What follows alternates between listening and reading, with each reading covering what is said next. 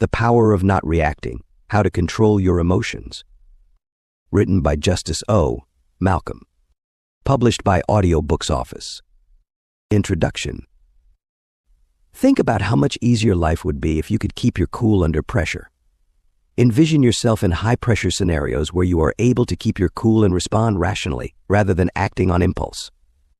You are about to read The Power of Not Reacting: How to Control Your Emotions, a book that will teach you how to become emotionally intelligent, how to direct your reactions, and how to keep your head on straight in any situation. When you're angry or frustrated, do you ever say or do something you come to deeply regret? Everyone has. When we let our emotions control us, we could act rashly, which isn't always a good thing. Is it possible to alter it, though? Imagine for a second a world where you could control your reaction instead of just reacting without thinking. Acquiring that priceless talent is within your reach with the help of this book. Our journey begins by understanding the importance of emotional control. Emotions are a natural and vital part of being human, but when they take the driver's seat, they can lead us astray. This book will help you recognize the triggers that spark emotional reactions and provide you with strategies to manage those emotions effectively. By gaining control over your reactions, you'll be able to handle challenges with grace and make decisions that reflect your true intentions. The first step is recognizing the difference between reacting and responding.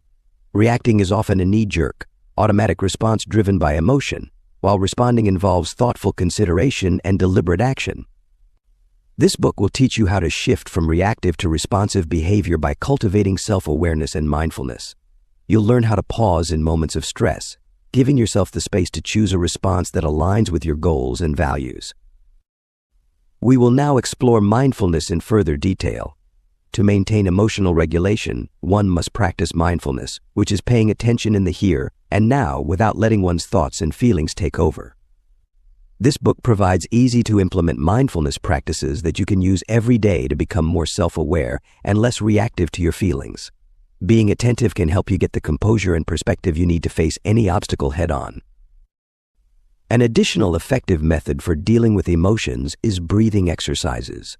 The physiological response to stress is to tighten up and breathe more shallowly, which in turn makes you feel even more anxious.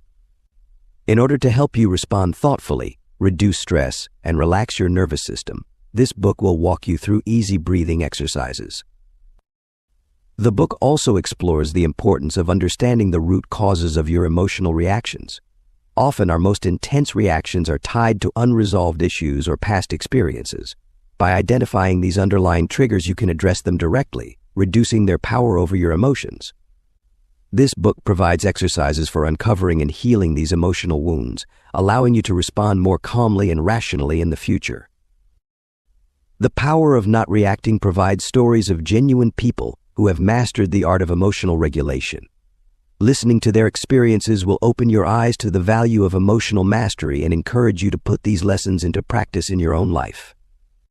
You'll find that your relationships, decision-making, and overall quality of life are all enhanced when you learn to control your emotions.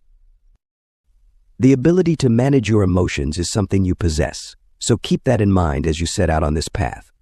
A life of calm, clarity, and meaning may be yours when you master the art of non-impulsive response.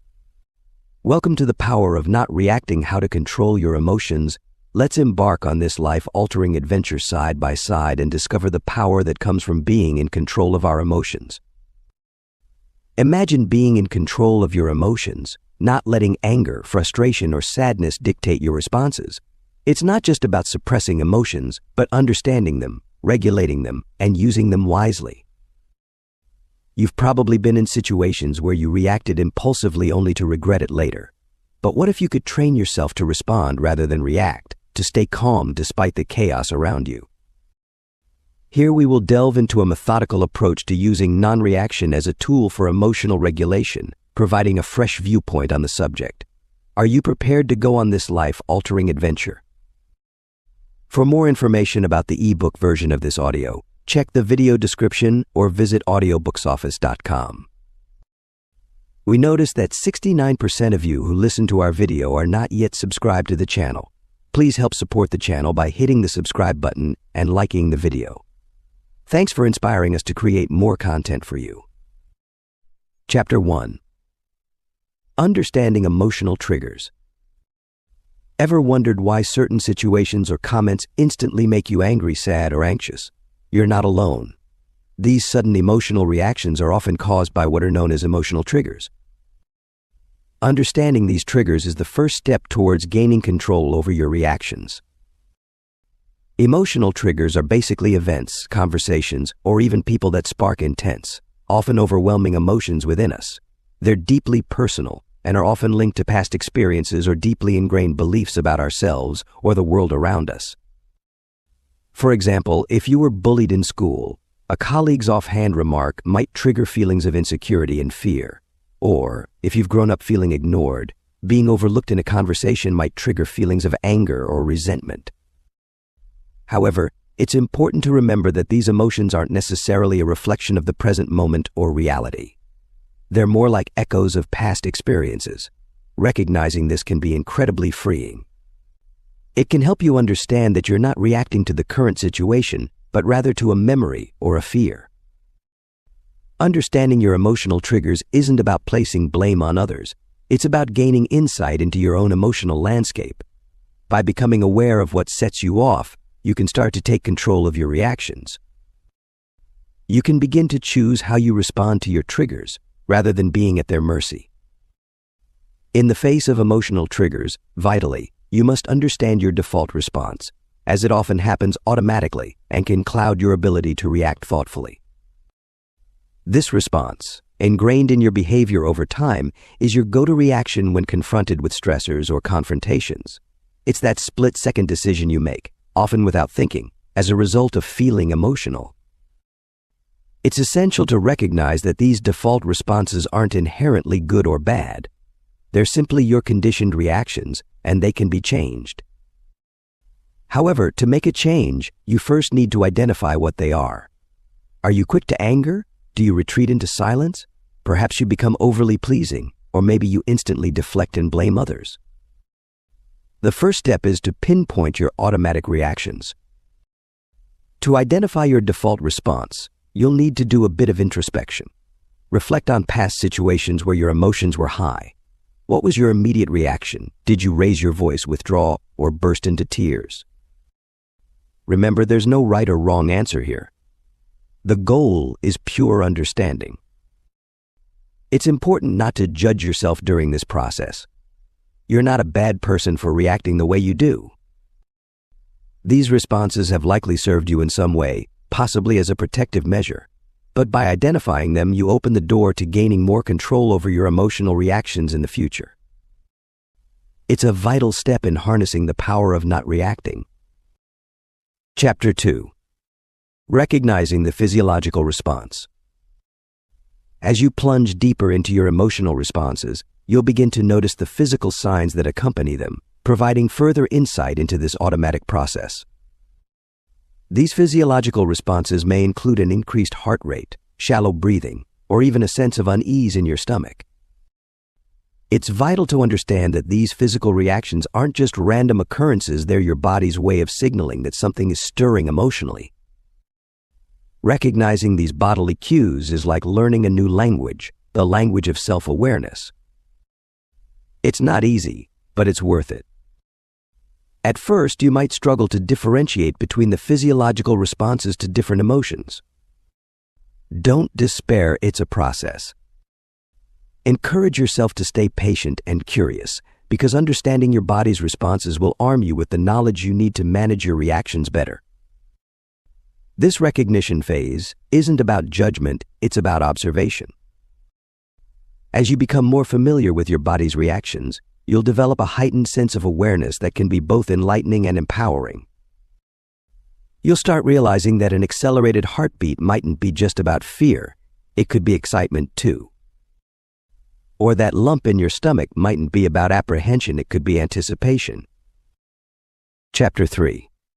Creating a pause button. Harnessing the power of a mental pause button can be your greatest ally in managing emotional reactions. This pause button isn't a physical entity, but a mental construct that you can create, modify, and use to your advantage. It's all about creating a momentary break in the chain of thoughts or emotions that might lead you to an instant, often unconsidered reaction. Picture this pause button as a stop sign that pops up in your mind when you start feeling overwhelmed or reactive. It's your brain's cue to stop, take a moment, and reassess the situation. This might seem like a simple concept, but it's often easier said than done. Don't be disheartened if you find it challenging to pause as your emotions flare. It's a skill that takes time and practice to master. When you first start using your pause button, you may only manage to catch yourself after you've reacted. That's okay. The important thing is you're becoming more aware of your emotional responses and starting to question them. Over time, you'll get better at hitting pause before you react. Breathing techniques can help calm your mind and body, especially when you're on the verge of an emotional reaction. It's not magic, but science. Your breath is intimately connected to your nervous system, and by manipulating it, you can shift your emotional state. Let's explore a popular technique called the 4-7-8 breathing method. This technique involves inhaling for 4 seconds, holding it for 7 seconds, and exhaling for 8 seconds. By doing this, you're taking more oxygen in and stimulating your parasympathetic nervous system, which promotes a state of calmness. When you're in an emotionally charged state, your body goes into a fight or flight mode. Your breathing becomes shallow and fast, clouding your judgment. By consciously changing your breathing pattern, you're effectively reversing these physical reactions, giving you the chance to think clearly and respond rather than react impulsively. The more you practice these breathing techniques, the more natural they'll become. Eventually, you'll find yourself using them instinctively whenever you're in a challenging situation. So next time you feel the heat of anger or the sting of hurt, pause, breathe, and regain control. It's a small step, but a crucial one in the journey towards emotional mastery. These breathing techniques offer another layer of control over your emotions, and that's the power of not reacting. Chapter 4. Mindfulness in Everyday Life. Incorporating mindfulness into your daily routine can profoundly transform the way you respond to life's ups and downs, making it a vital tool in your emotional control toolkit. It's not just about meditation or yoga, it's about being present in each moment and observing your thoughts and feelings without judgment. Consider, for example, when you're having a conversation. Are you genuinely listening, or are you waiting for your turn to speak? By paying full attention to what the other person is saying, you're practicing mindfulness. You're not reacting impulsively, but rather you're responding thoughtfully and constructively. This simple act can go a long way in improving your relationships and reducing stress. The same applies when you're eating. Rather than mindlessly munching away, try to savor each bite. Notice the texture, the taste, the aroma. By doing so, you're not only enhancing your dining experience but also promoting better digestion and preventing overeating. Mindfulness can also be practiced during routine activities like washing dishes, brushing your teeth, or even walking. Instead of letting your mind wander, focus on the sensation of the water on your hands, the bristles against your gums, or the ground under your feet. This can bring a sense of peace and calm, making you less reactive to external circumstances. Chapter 5. Developing self-awareness skills. Building upon the practice of mindfulness, developing self-awareness skills becomes an integral part of managing reactions and cultivating a more balanced life. It's about becoming the observer of your own thoughts, emotions, and behaviors. This self-observation isn't about judgment or criticism. It's rather a gentle and compassionate inquiry into one's own inner workings. When you practice self-awareness, you start to notice patterns. Maybe you react sharply when you're tired, or perhaps you're more anxious when you're hungry. These are windows into your behavior, opportunities to understand your triggers, and to cultivate a more balanced response. It's not about suppressing your reactions, but about learning to navigate them more effectively. Developing self-awareness also means acknowledging your strengths and weaknesses. It requires honesty and courage to face your limitations. Yet it's through this acknowledgement that you can begin to make changes to grow and to develop a more balanced and satisfying life. Developing self-awareness is a skill, and like any skill, it takes practice. It's a journey of self-discovery that can be challenging, but also incredibly rewarding. Sometimes, having an objective and empathetic listener, like a counselor or a coach, can provide valuable insights and guidance. Traversing the sea of emotions, labeling and accepting them becomes a crucial step in managing reactions.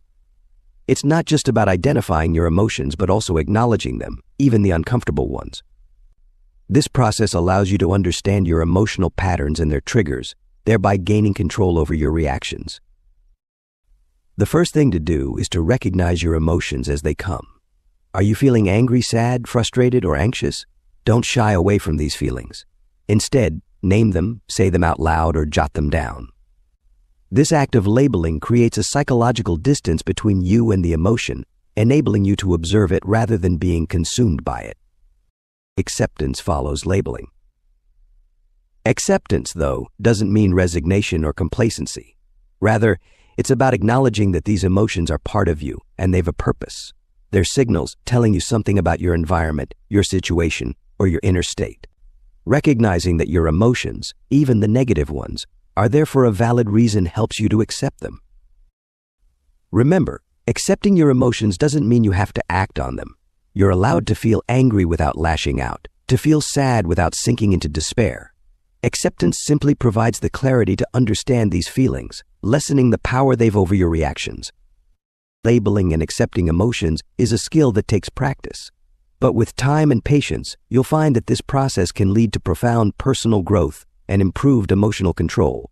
It's a pivotal step in harnessing the power of not reacting. Chapter 6. Reframing Negative Thoughts. After mastering the art of labeling and accepting emotions, it's time to tackle another essential skill: reframing your negative thoughts. This mental exercise requires you to consciously choose a positive or neutral interpretation over a negative one. It's about transforming your perspective to see situations from a different, more empowering angle. Consider this: you're stuck in traffic and you're late for a meeting. The frustration surges, and you think, "This always happens to me. Why do I have such bad luck?" This is a negative thought process that can spiral out of control, leading to heightened stress and anxiety. However, by reframing, you might think instead, "This traffic gives me time to relax and listen to my favorite podcast before the meeting." Reframing isn't about denying reality or avoiding negativity. It's about widening your viewpoint, acknowledging the existence of different perspectives, and choosing the one that serves you best. Negativity can limit your potential and rob you of the joy in your life. By reframing, you're not only changing your thoughts, but also your emotional response to situations. Often, the world isn't as you see it, but as you interpret it. Reframing provides a way to shift that interpretation to a more positive or neutral one, which can be incredibly liberating. It's about controlling what you can, your thoughts and emotions, and letting go of what you can't. This is the true power of not reacting, and it's a skill that can profoundly improve your emotional well-being. Chapter 7. Practicing Empathy and Compassion. While mastering the art of reframing your negative thoughts gives you control over your emotions, practicing empathy and compassion allows you to extend that control in understanding and responding to the emotions of others. These twin virtues, empathy and compassion, are the gateways to emotional intelligence, enabling you to connect with others on a deeper level. Empathy, the ability to understand and share the feelings of others, isn't an innate skill. It's something you can develop, like a muscle. Start by actively listening. When someone shares their feelings, don't just hear the words. Listen for the emotions behind them. Validate those emotions, even if you wouldn't feel the same way in that situation. Remember, it's not about you, it's about them. Compassion, on the other hand, goes a step further. It's not just understanding someone's pain, but wanting to alleviate it. To cultivate compassion, try to put yourself in the other person's shoes. Imagine what it's like to be them, to feel their pain, their joy, their frustration. It's essential to remember that practicing empathy and compassion doesn't mean you're responsible for fixing others' emotions. Your role is to understand, validate, and share in their emotional experience.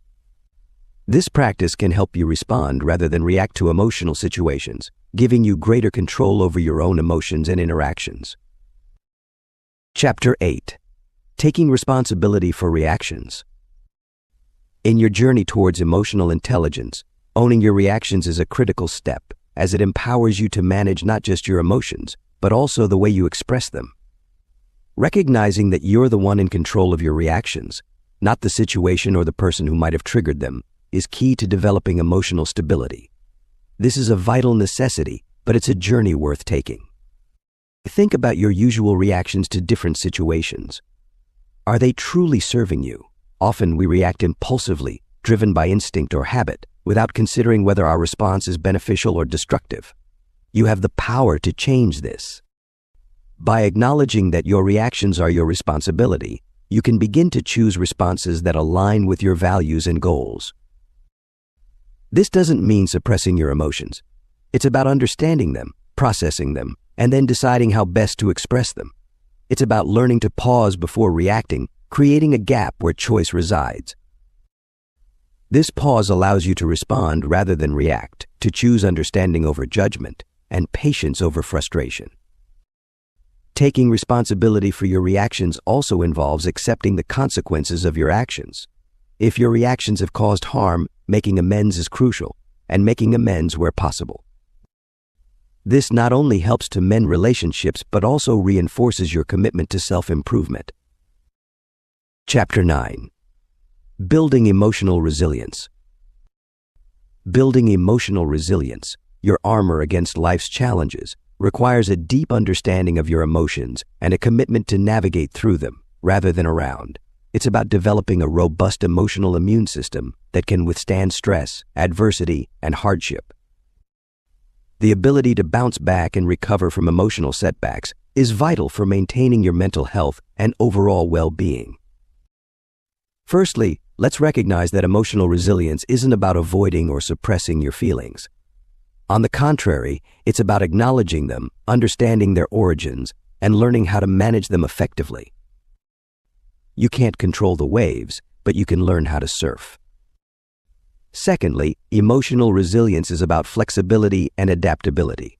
Life doesn't always go as planned, and that's okay. It's how you react to these unexpected changes that matters. Can you adapt, adjust, and find a way to thrive, even when things don't go your way? Finally, building emotional resilience involves cultivating a positive mindset. This doesn't mean you have to be cheerful all the time. It means you're able to hold on to hope and optimism, even in the face of adversity.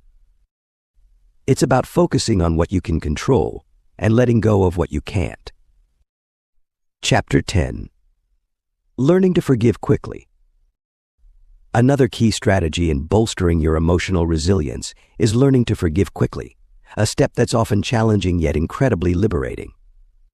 It's not about dismissing the wrong or pretending it didn't hurt. It's about freeing yourself from the heavy burden of resentment and anger that weighs you down.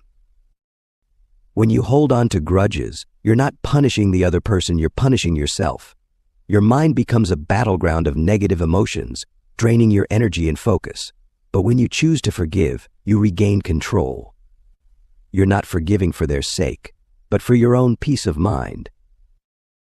To master forgiveness, start by acknowledging the hurt.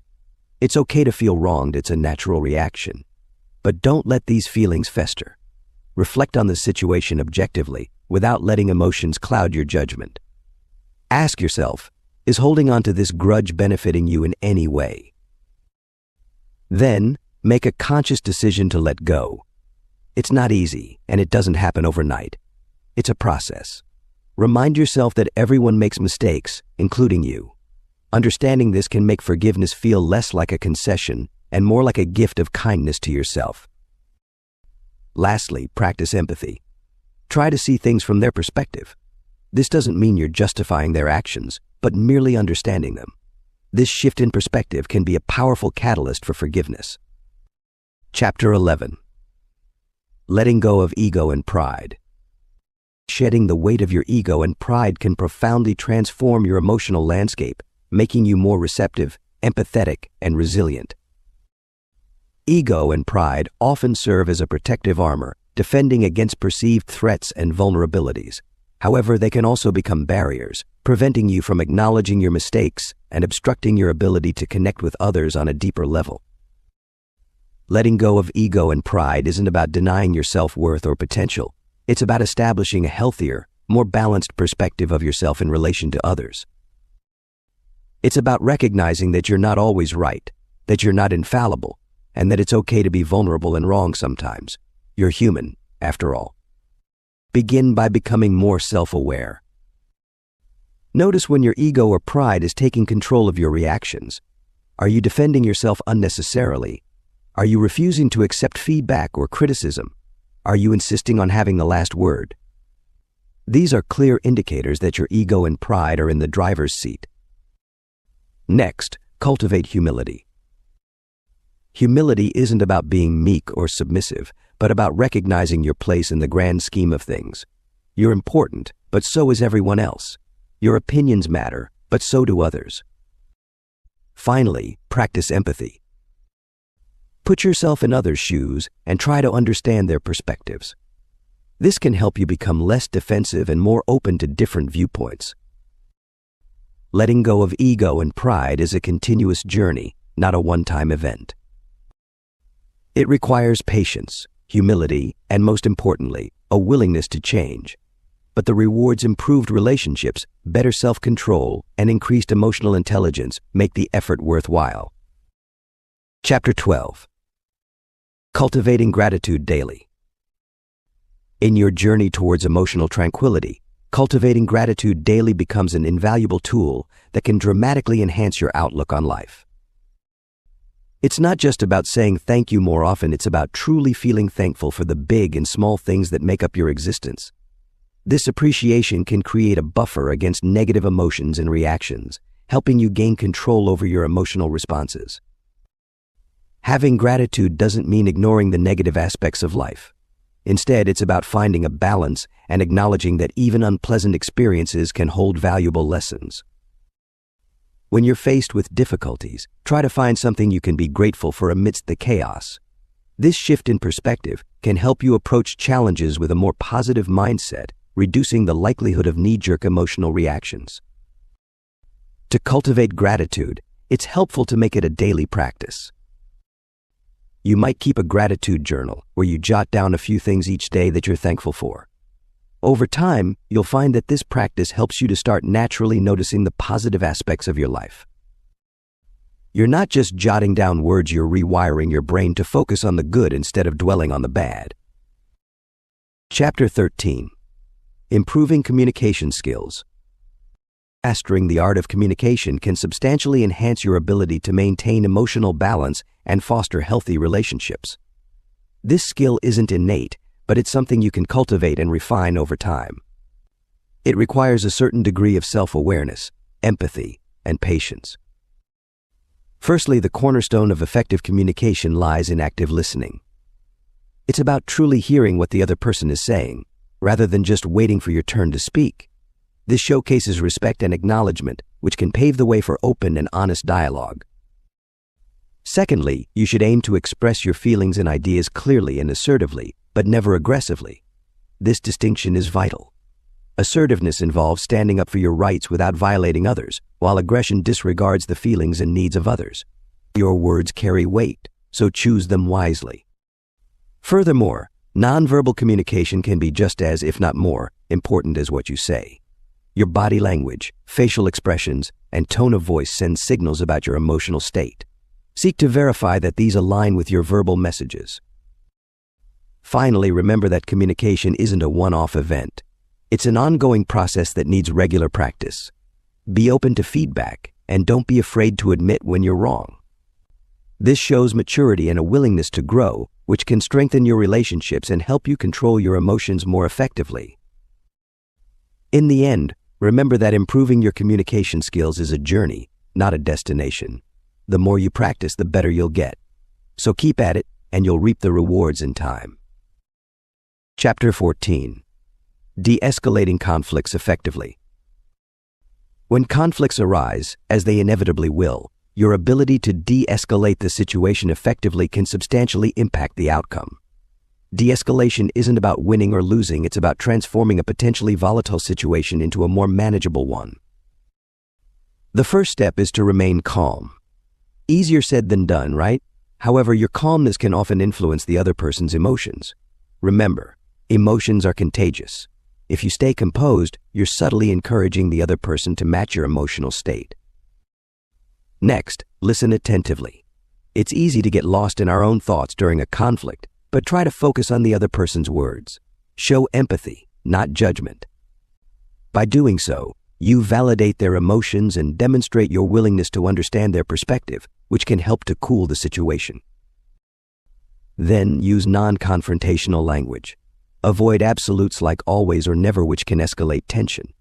Instead, use I statements to express your feelings without blaming the other person. For instance, say I feel upset when instead of you always. Finally, suggest solutions. If the other party sees that you're committed to resolving the conflict rather than prolonging it, they're more likely to cooperate. Yet, it's essential to remember that the goal of de-escalation isn't necessarily to resolve the conflict right away, but to prevent it from escalating further. Mastering de-escalation techniques is a key part of harnessing the power of not reacting. Remember, it's not about suppressing your emotions, but effectively managing them to foster healthier interactions. Chapter 15. Setting healthy boundaries. Traversing through life's complexities, it's essential for you to set healthy boundaries that respect your emotional, physical, and mental well-being. Setting boundaries isn't about building walls or shutting others out. Instead, it's about creating a space where you feel safe, valued, and understood. Imagine boundaries as invisible lines that you draw around yourself. These lines define your personal space and dictate how you allow others to treat you. They outline your values, expectations, and limits. When effectively set, these boundaries can bolster your self-esteem, freedom, and individuality. Developing these boundaries begins with self-awareness. You need to understand your feelings, needs, and values. It's about knowing what you can tolerate and accept and what makes you feel uncomfortable or stressed. Once you've identified these, communicate them assertively. Be clear, yet compassionate, and remember, it's okay to say no. It's also crucial to respect other people's boundaries. Understanding and accepting that others have their own limits fosters mutual respect and empathy. It's a two-way street. Setting boundaries can be hard, especially if you're not used to it. You might fear rejection or confrontation. But remember, setting boundaries is a sign of self-respect. It's about prioritizing your well-being over pleasing others. Chapter 16. Managing stress and anxiety. While setting healthy boundaries is a key step towards self-care, learning to manage stress and anxiety also plays a vital role in maintaining your overall well-being. Stress and anxiety can be overwhelming, and if left unmanaged, they can lead to various physical and mental health issues. One effective way to manage stress and anxiety is through mindfulness. Mindfulness allows you to stay present in the moment, rather than dwelling on past regrets or future apprehensions. It's about recognizing your feelings without judgment and calmly acknowledging them instead of reacting impulsively. Healthy lifestyle choices can dramatically reduce stress and anxiety levels. Regular physical activity releases endorphins, the body's natural mood boosters. Proper nutrition fuels your body and mind, while adequate sleep provides the rest they need to function at their best. Mindset also plays an important role. It's often not the circumstances themselves that cause stress and anxiety, but your perception of them. By reframing negative thoughts into positive ones, you can dramatically reduce these feelings. Instead of viewing challenging situations as problems, see them as opportunities for growth. Lastly, don't hesitate to seek professional help if stress and anxiety become too overwhelming. Therapists and counselors are there to provide support and teach coping strategies. Remember, it's perfectly fine to ask for help, and it's a sign of strength, not weakness. Managing stress and anxiety is a journey, not a destination. It's about continuous learning and adapting. With these strategies, you're taking steps towards a healthier, happier you. Chapter 17. Developing patience and tolerance. Often, you'll find that developing patience and tolerance is as essential to your well-being as managing stress and anxiety. These qualities aren't about suppressing your emotions, but about understanding them and choosing not to let them control you. It's about acknowledging that you can't control everything around you, but you can control how you react to it. Developing patience requires understanding that things take time. You can't rush personal growth, healing, or change. It's not just waiting, but actively understanding and accepting the time it takes for things to happen. That's where tolerance comes in. It's about accepting that not everything will go your way, and that's okay. It's about embracing the discomfort of the unknown. and not letting it provoke you into impulsive reactions. How do you develop these qualities? Start by acknowledging your feelings. When you're feeling impatient or intolerant, don't ignore it or push it away. Instead, recognize it, label it, and analyze it. What's causing these feelings? Why are you reacting this way? This awareness is the first step towards developing patience and tolerance. Next, practice mindfulness. When you're fully present in the moment, not dwelling on the past or worrying about the future, you'll find it easier to be patient and tolerant. Mindfulness helps you recognize that your feelings are temporary and that reacting impulsively won't help in the long run. Chapter 18. Practicing self-compassion regularly. In harnessing the power of not reacting, it's critical to practice self-compassion regularly. You need to understand that self-compassion isn't just about being kind to yourself, it's a vital element for emotional resilience and mental well-being. Embracing self-compassion is like opening a door to a healthier mental state, and practicing it regularly can fundamentally change how you perceive and deal with life's challenges. It's an act of understanding your emotions, acknowledging your pain and responding to it with kindness and care. It's about loving yourself, flaws and all. As you deepen your understanding of self-compassion, you'll find it's more than just being kind to yourself. It's about recognizing that suffering and personal inadequacy are part of the shared human experience. You're not alone in your struggles, and it's okay to be imperfect. When you're struggling, instead of criticizing yourself, try to offer the same comfort and understanding you'd give a close friend. That's practicing self-compassion. It's not about ignoring your feelings or suppressing your pain. It's about allowing yourself to feel these emotions and providing a safe space for them. By practicing self-compassion on a regular basis, you're not just being kind to yourself, you're fundamentally shaping a resilience that can help weather life's toughest storms. This isn't just an abstract concept, it's a powerful tool that you can use to better manage your emotions and reactions. When you're compassionate toward yourself, you're acknowledging that it's okay to be imperfect. You're allowing yourself to make mistakes without fear of harsh judgment. This can notably reduce stress levels and boost your overall well-being. Self-compassion also fosters a deeper emotional understanding.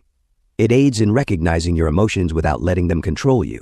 You become more emotionally intelligent, able to discern what you're feeling without immediately reacting. Moreover, it helps in building a healthy relationship with yourself. It's important to remember that the relationship you have with yourself sets the tone for all other relationships in your life. In essence, practicing self-compassion not only helps you maintain a balanced emotional state, but also enhances your ability to handle life's ups and downs. It's a powerful tool that, when used regularly, can provide substantial benefits in your journey toward emotional mastery. To cultivate a regular practice of self-compassion, you'll need to consciously integrate mindful habits into your daily life that nurture kindness towards yourself. Start by setting aside a few minutes each day to reflect on your thoughts and feelings. Recognize your imperfections and mistakes as inherent aspects of being human.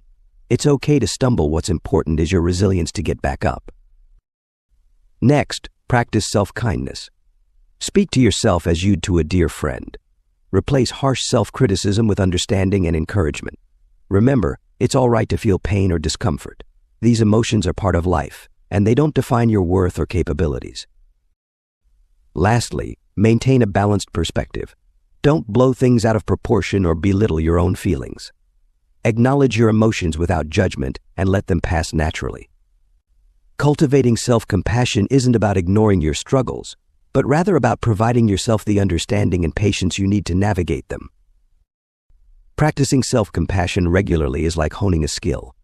It takes time and persistence, but the rewards are immense. So be patient with yourself.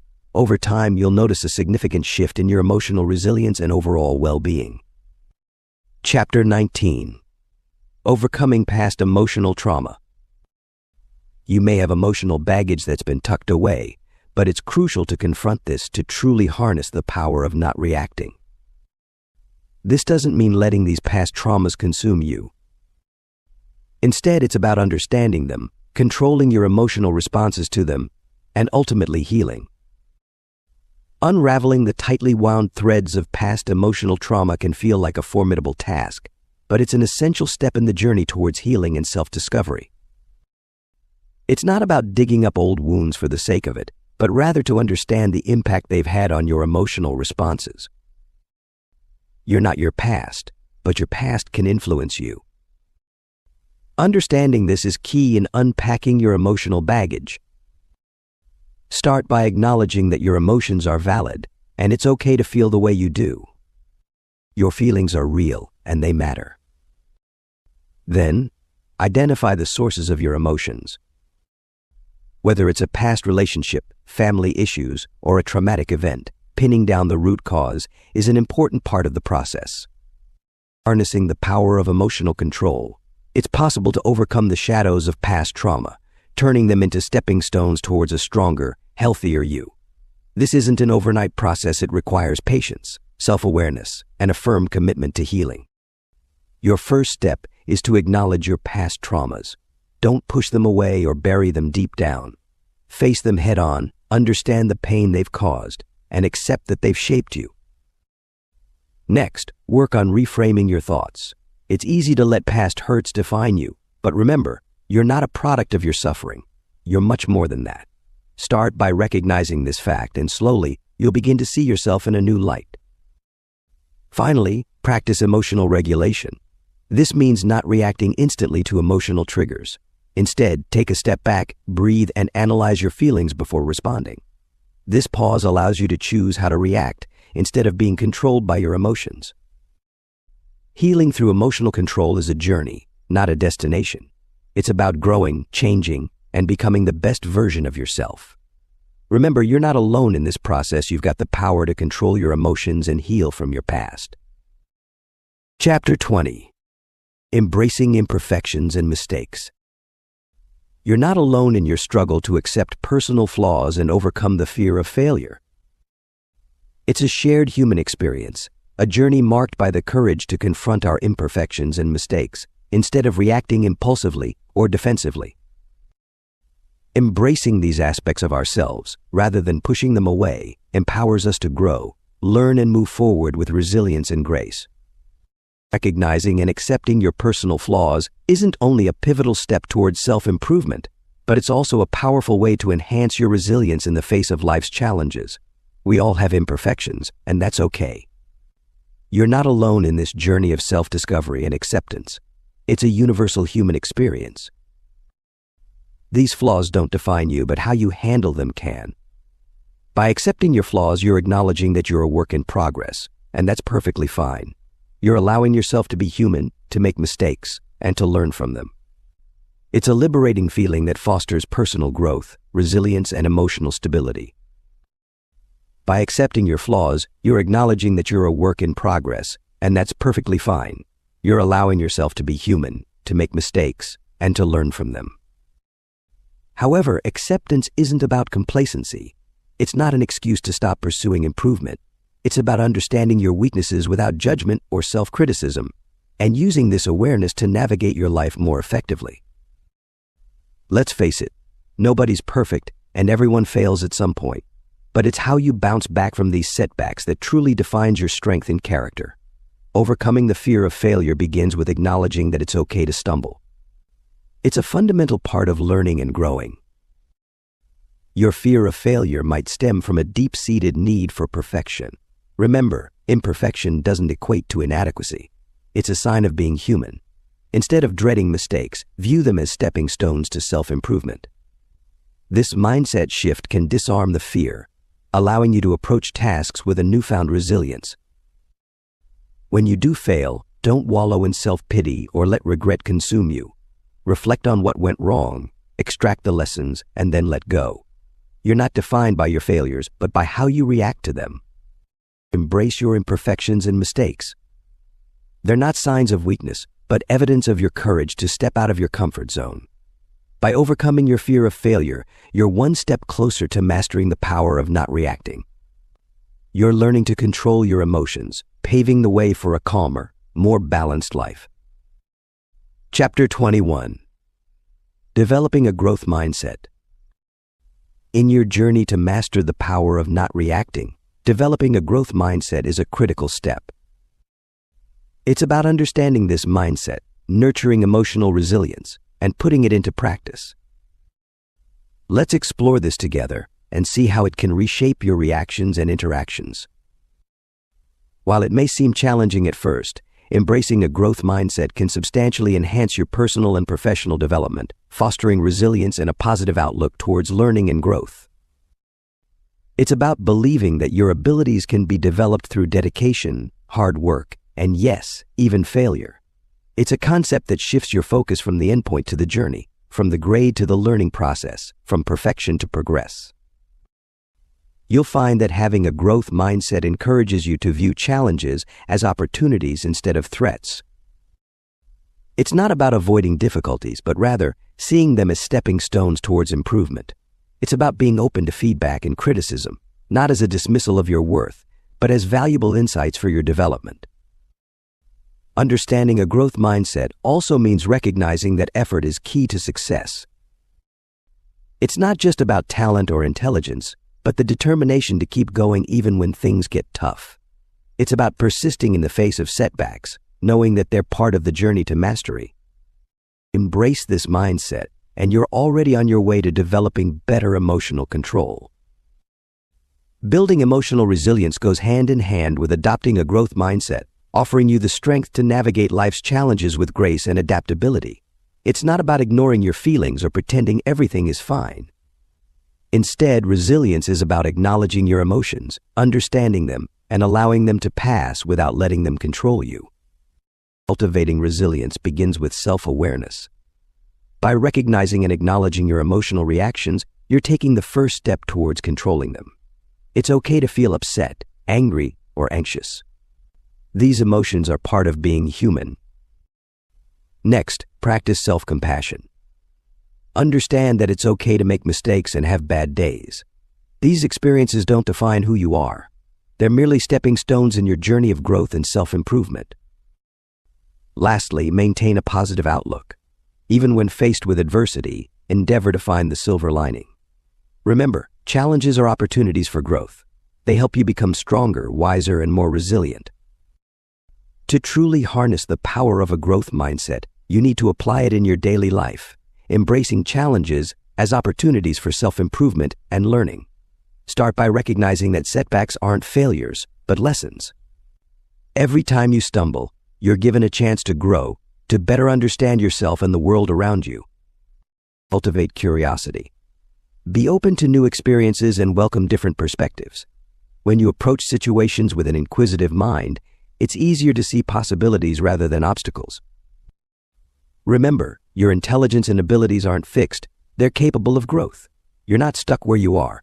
With effort, perseverance, and a positive attitude, you can learn and improve. Don't shy away from constructive criticism. It's not a personal attack, but a tool for growth. Embrace it, learn from it, and use it to propel yourself forward. Applying a growth mindset involves constant practice and patience, but the rewards are worth it. You'll gain better emotional control, become more resilient, and open doors to self-improvement and personal success. The power of not reacting lies within you, and it's time to tap into it. Chapter 22. Maintaining emotional balance. Mastering your emotions allows you to create a stable emotional balance, which isn't only beneficial for your mental health, but also pivotal in the art of not reacting impulsively. This sense of equilibrium allows you to respond, not react, to life's many challenges. It's like being the calm eye at the center of a storm, impervious to the chaos whirling around you. To achieve this balance, you must first understand your emotional triggers. What situations or people provoke intense reactions in you? Once you've identified these, you can work on strategies to manage them. This might involve distancing yourself from certain environments, or it could require more in-depth psychological work. Next, practice mindfulness. Stay present and focus on the here and now. This helps you avoid dwelling on past regrets or future worries, which can easily tip your emotional scale. Remember, you can't control everything around you, but you can control your reaction to them. Additionally, self-care is vital. Eating healthily, getting enough sleep, and regular exercise can stabilize your mood and increase your emotional resilience. Remember, your physical well-being greatly influences your emotional state. Lastly, don't suppress your emotions. Allow yourself to feel and express your emotions in healthy ways. Bottling up feelings can lead to an emotional explosion later on. It's about controlling, not repressing your emotions. Maintaining an emotional balance isn't about avoiding emotions, but rather managing them. It's a journey, not a destination, and it's completely within your grasp. With practice and patience, you can master this skill and harness the power of not reacting impulsively. To master the power of not reacting, it's vital to understand your emotional triggers and learn to pause before responding. Like a knight in shining armor, equip yourself with deep breathing techniques, a growth mindset, and an understanding of your own imperfections. Remember, you're the master of your emotions, not the other way around. So, take charge, cultivate gratitude, and stride into a future where your emotional balance reigns supreme. Thanks for listening to or reading this from Audiobooks Office.